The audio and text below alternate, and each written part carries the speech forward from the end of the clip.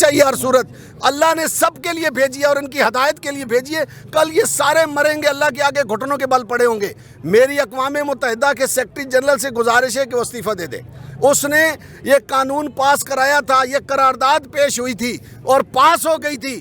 جب پچھلی حکومت نے وزیر اعظم عمران خان نے جب بل پیش کیا تھا تو انہوں نے کہا تھا آئندہ کے بعد یہاں بے حرمتی نہ کتاب کی ہوگی، نہ کسی پیغمبر صلی اللہ علیہ وسلم کی شان میں گستاخی ہوگی، لیکن ایسا ہوا ہے۔ سیکرٹری جنرل کو استعفیٰ دے دینا چاہیے۔ اگر حکومت اور پاکستانی حکومت اگر اس کے بارے میں کوئی اقدامات نہیں کرتی اور اقوام متحدہ بھی اس کا نوٹس نہیں لیتی تو پھر اگلا لائے عمل کیا ہوگا؟ دیکھیں، کوئی ہمارا ساتھی نکلے گا، مجاہد پھڑکا کے رکھ دے گا اس کو، جس نے ایسا کیا ہے، اور جو اس کا ساتھی بنے ہیں ان کو بھی نہیں چھوڑے گا وہ۔ دیکھیں، یہ فطرت ہے آپ کے سامنے ہے کہ ہمارے گورنر کو ہمارے مجاہد نے، ہمارے سپاہی نے اسی کو مار دیا، اسی کے محافظ نے اس کو اس لیے مار دیا کہ اس نے غلط گفتگو کی تھی۔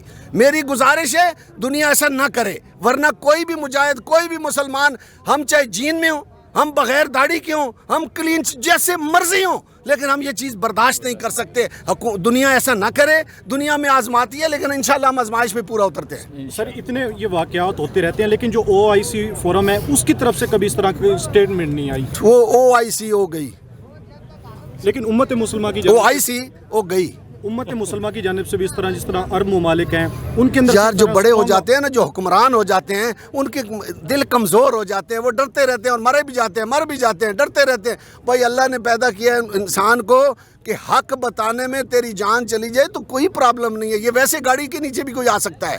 تو اس لیے ہم یہ کہتے ہیں، ہم دیکھیں دنیا میں جہاں کہیں بھی ان کی عبادت گاہیں کبھی ادھر دیکھتے ہیں، ہم ان کی حفاظت کرتے ہیں، تو یہ ایسا کیوں کرتے ہیں؟ یہ ہمیں آزماتے ہیں، یہ ہمیں چھیڑتے ہیں، ہمیں دیکھنا چاہتے ہیں۔